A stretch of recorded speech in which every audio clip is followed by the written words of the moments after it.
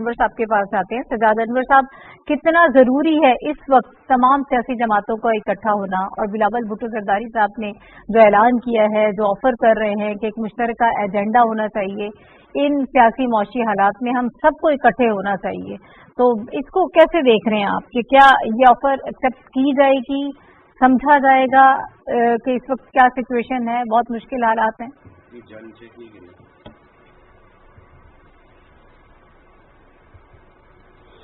نہیں، میں نہیں سمجھ سکتا کہ وہ کبھی یہ قبول کریں گے ان کی کوئی بھی دعوت اے پی سی کے حوالے سے، کیونکہ میں نے دیکھا لاہور میں چند ہفتے پہلے ایک تھنک فیسٹ تھا، اس میں انہوں نے کوشش کی تھی ساری پولیٹیکل پارٹیوں کو بلانے کی. وہ ایک انڈیپینڈنٹ فورم تھا، وہاں پہ ہم نے دیکھا مصطفیٰ نواز کھوکھر تھے، مفتاح اسماعیل تھے، لیکن پی ٹی آئی کی طرف سے انہوں نے فواد چودھری صاحب کو بلایا تھا لیکن وہ نہیں گئے تھے.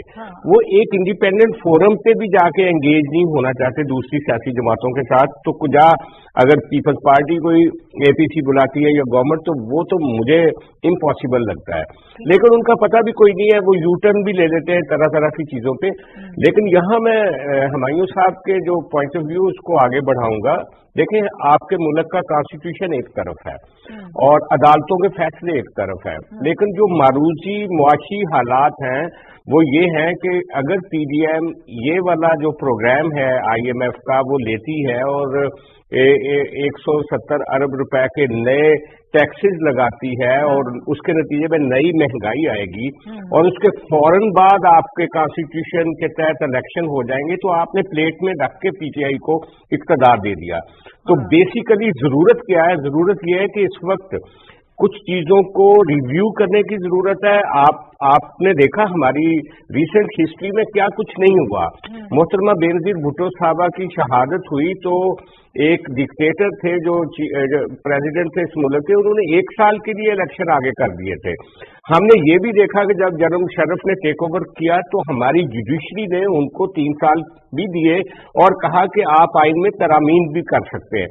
تو آج بھی معاشی ایمرجنسی ہے. اس معاشی ایمرجنسی میں اگر معروضی تقاضوں کو سامنے رکھ کے کوئی راستہ نہ نکالا گیا تو اس کا مطلب ہے کہ آپ نے جو ملک کی وجود کو جو خطرات ہیں اس کے اندر تو پی ڈی ایم کو آپ اس کے گھاٹ اتار دیں گے اور پھر جو اقتدار ہے الیکشن کا وہ آپ پی ٹی آئی کے ساتھ کے گلے میں ہاتھ ڈال دیں گے. تو یہ تو قابل قبول نہیں ہوگا آدھے سے زیادہ پاکستان کے لیے.